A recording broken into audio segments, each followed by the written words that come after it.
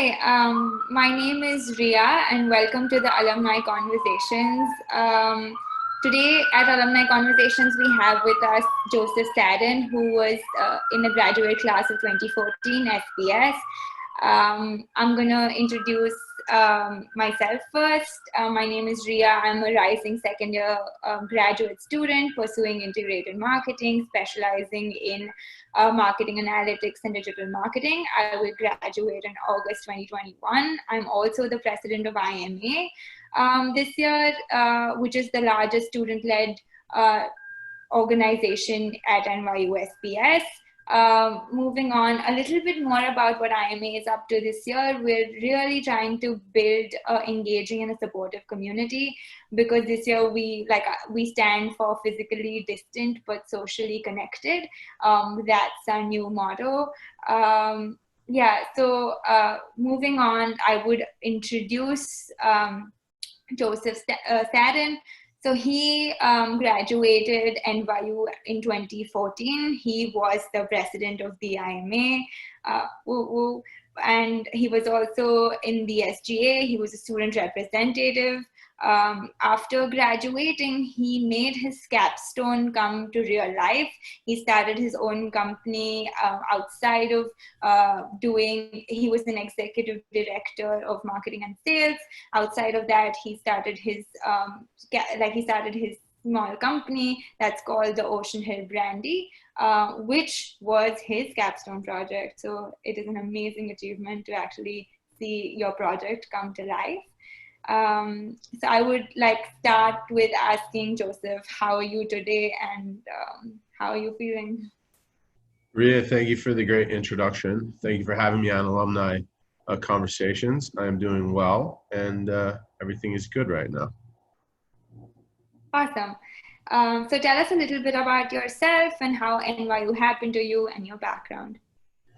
Okay, so I started my career in finance, in e-commerce. I worked for Chase Bank and managed sales channels, chat windows. This is 2005, 2006. I did that for 7-8 years, and then I moved back to the East Coast, and I was really just looking to further my education. So that's kind of how NYU came into play. And I had a strong sales background, but I didn't really have any marketing or advertising experience. And the end game at that time was to be a chief marketing officer.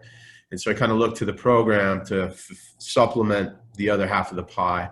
I felt like I had a strong sales, business development background, inside, outside, multiple channels, B2B, B2C. And I really just needed to fill in the gap on the marketing side. And I was looking to really understand the analytics and, statistical analysis and the math of it. So that's why the program came into play. That was like 2012. And then, I kind of got into it. And once I was in the program, I was actually class president of SPS, not the integrated marketing, but I was on the board with the IMA and an active participant in that the whole time. And it was just, it was a real positive experience.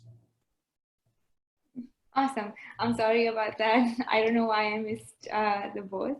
But cool. So tell us a little bit about the kind of community that was there at that time at SPS. How did you leverage it? How did you build connections? How did you maintain them? Because you were really involved in all the things at SPS, and you were a student leader and a significant one. Yes. So the IMA traditionally, before I even came to the program, is traditionally a more social group as opposed to, HR, computer systems, or the other programs that SPS has to offer. Just by nature, marketers are more outgoing, extroverted people. So, we looked to reduce the channels with the other programs and then combine all of the channels that there were to offer. So, at the time, Facebook was really big. Instagram really wasn't in play. We still had email, and it was all fractured. So we looked to consolidate everything within the IMA, at the same time reducing the silos between the IMA and all the other programs in the SPS. and then we marketed parties. That was really what it was, and social events, and I should a lot of seminars and panels, and there's just lots and lots of activity. And just from promoting activity, everybody kind of put on an event. You got to work with people in a real world situation, and see your work come to fruition. It was it was a very international program, and I would say that there was somebody represented from all 200 countries in the world, and I leveraged that just personally. I wanted to get to know everybody and learn their culture and learn where they're from. As a New Yorker, it's I had the advantage of the city and my experience in the city, but I really wanted to learn more about everybody else in the world. And to this day, I have a core group of friends all around the world who they've gone back to where they're from. Um, all over South America, Turkey, Australia, you name a country. And now because of the IMA, I have a friend more than likely in that country or experience with that country. So, talk to us a little bit more about the kind of connections you build and how you build it. Since now the program has increased, how do you really foster those relationships, leverage them? Because one, we are here for networking and we're here to build our networks. Yeah, I think you just have to be an active participant and take advantage of everything that it has to offer. At the same time, when you find your core group, hold on to them tight and get to know them, and try to build on your friendships. But I think actively participating in everything and anything and not having free time was really the key. So like I would start my day at 6 in the morning and I wouldn't get home until midnight. And I did that for all of grad school. The only days off were Sunday, and that was still like homework and resting.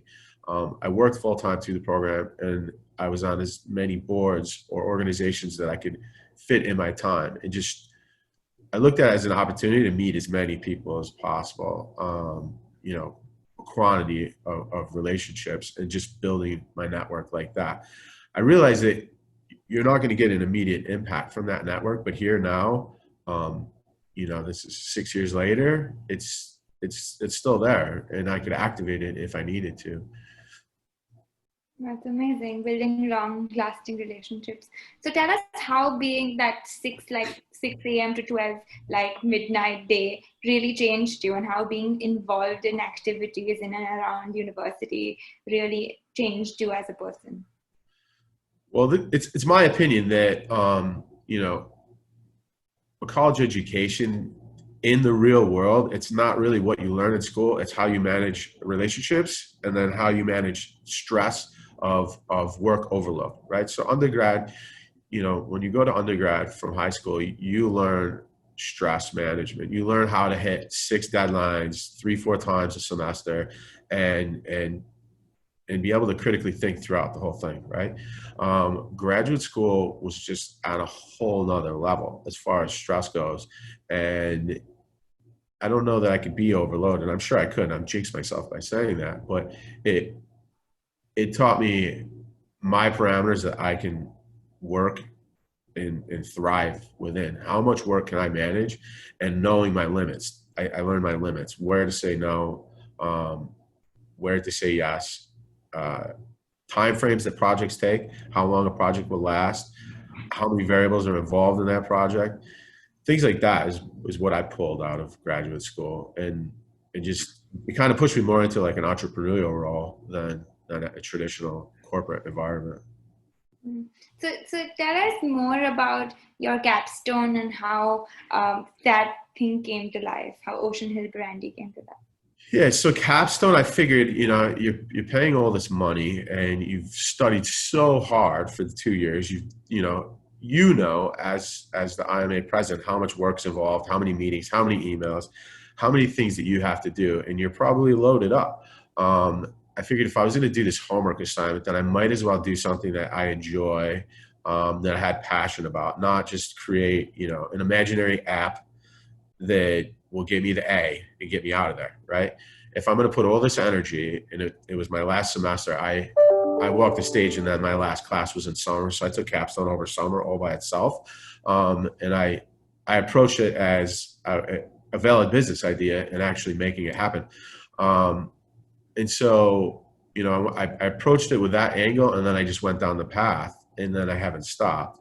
So I laid out, a solid business plan, and then I've just followed it. I've continued to follow it step by step by step. So, to give you an example, they wanted to know how I was going to market the product, and, with a brand that people have to taste, it's about an experience. So, I had on my board, what wasn't the IMA, the SPS board, there's a philanthropy program. I'm not sure if it still exists, but the president of the philanthropy program is a good friend of mine, Sarah, who I believe she's also done one of these alumni conversations. She started Farm to Tray. And so I took that and I've now sponsored. That was written in my business plan. And here we are 5 years later. I'm actually one of the event sponsors. So just kind of persevering and continuing on and not quitting is the key, I think. So tell us how SPS helped you and the program helped you sort of build that capstone. So you had an idea, and how did the capstone class shape it, or how did the professors come in and help you do it better? My professor was Omar, and he was very, very thorough. He is his doctor, super smart guy. And he knew where I was going, and he gave me some leeway as far as the assignment, but he really pushed me hard to hit certain variables that would help me get traction and make it a reality. And then my peers, my capstone peers were amazing because they knew exactly too. So they were critical, and they approached it like they were business partners and we were actually working together. And the constant critique, I think, helps drastically. And so, like, I would lean more on my peers. Some professors are absolutely amazing and they help you, but the peers and the group projects that you do, they are just as influential. Absolutely.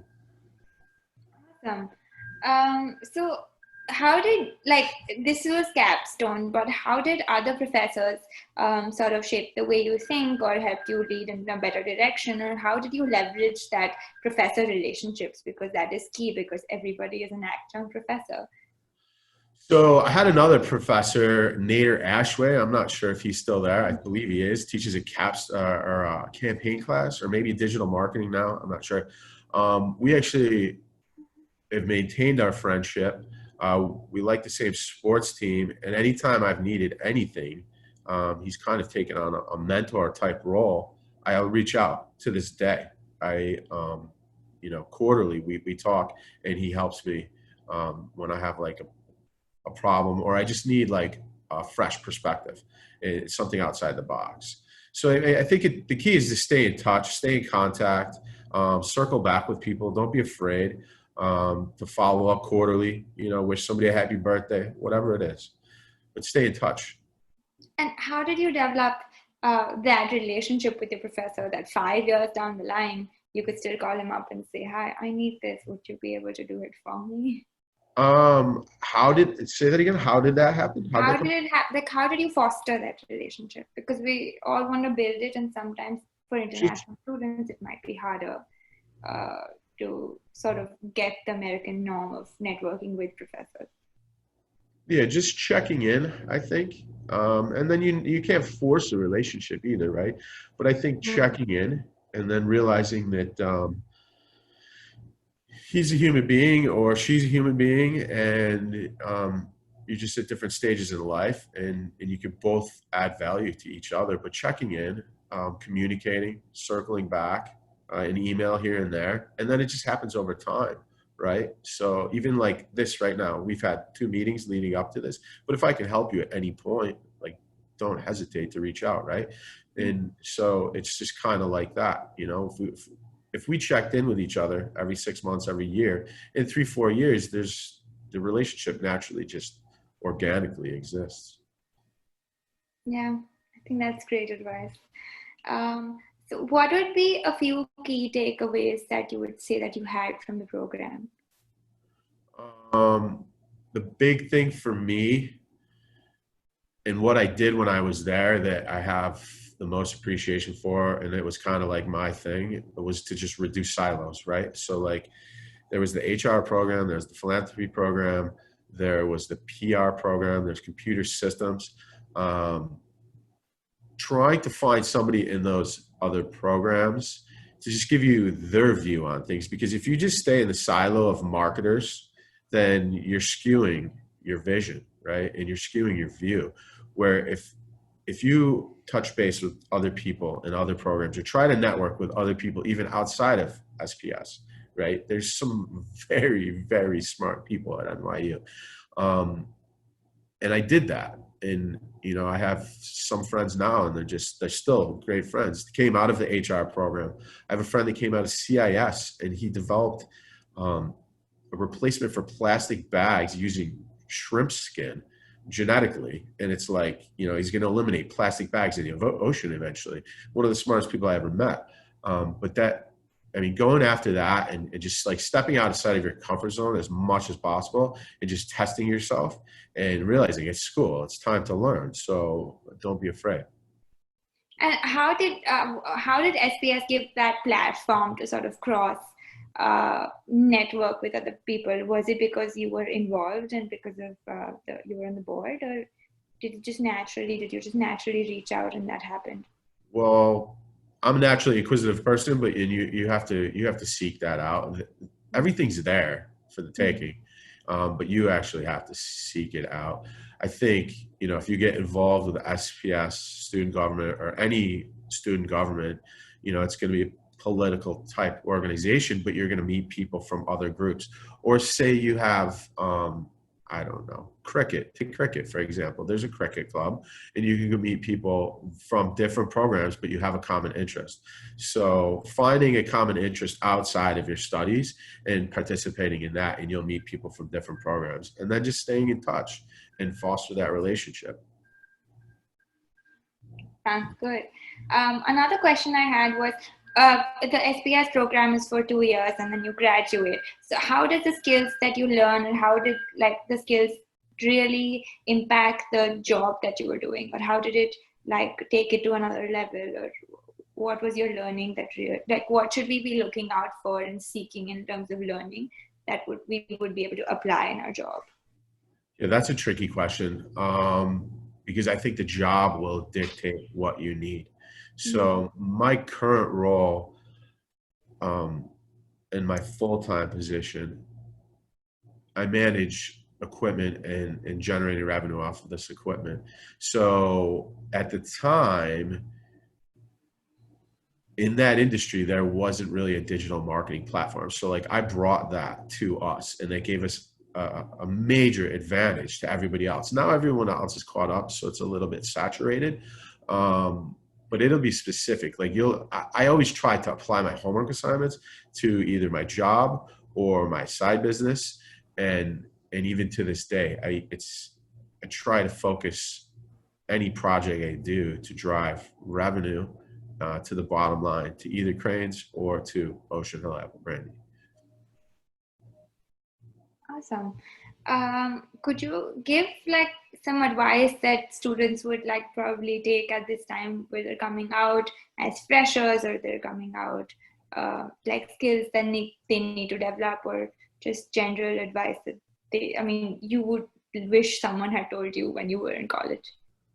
Yeah, I think you're all already on the right path. I think everybody that's in the program that's seeking out a master's education is already on the right path.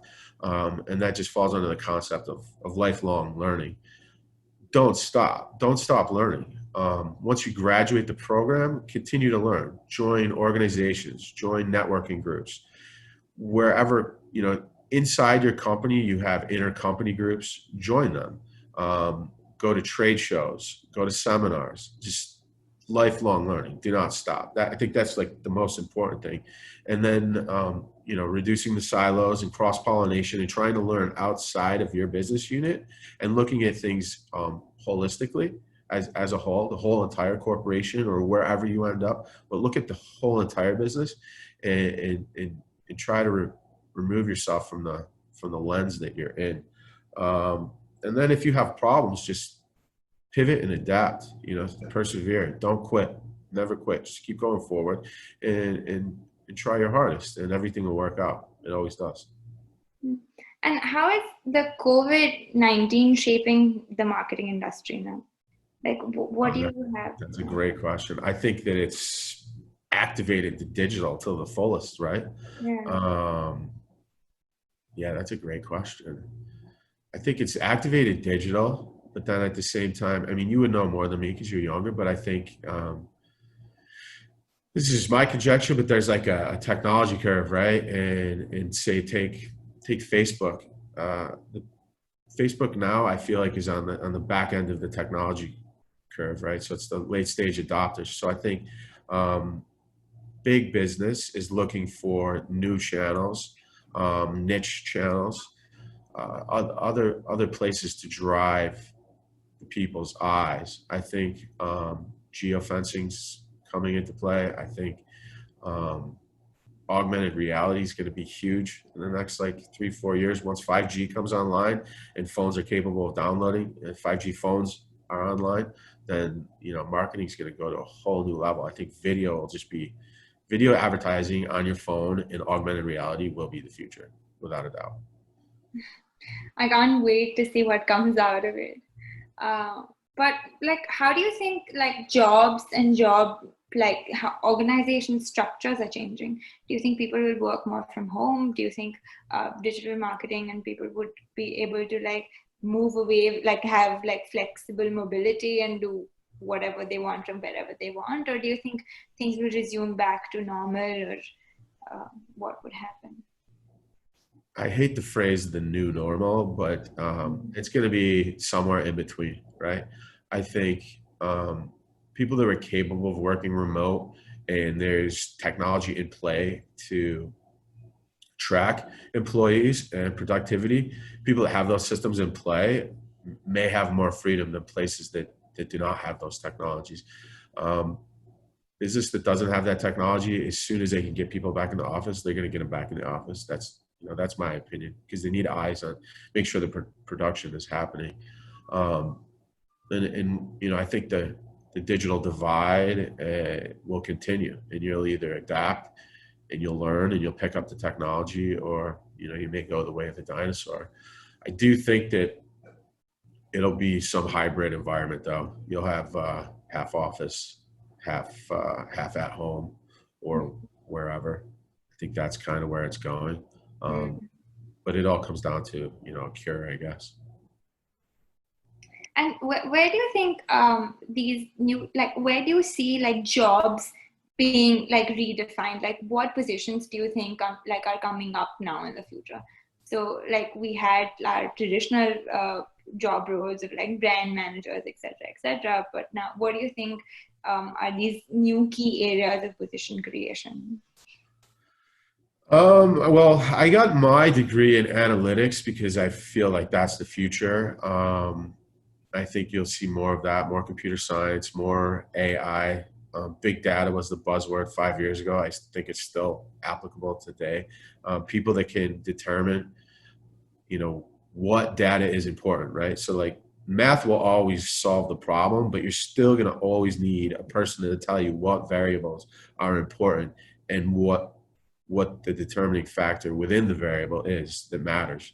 Um, but I think anything in analytics, anything that tracks and math based is the future. I think brand managers are still important. I think marketing as a whole will still be completely relevant. It controls the flow of money in the business, so it'll always be relevant. Sounds great. I'm glad that we're not going obsolete soon with whatever and however the economy is changing. Um, is there anything else that you would like to say to the community? Is there any piece of advice that you would like to give to the students that are just graduating in this uncertain economy? Uh, any anything at all? I think the key is staying positive. In New York, if you're not from New York, I think being aggressive and going after what you want and not stopping till you get it is very important. But yeah, just stay positive. Things happen in the world. There will always be something going on in the world, and you can't let it bother you. You have to stay focused and go after what you want. So, if you came here and you're looking for that next job, then then get it and don't stop.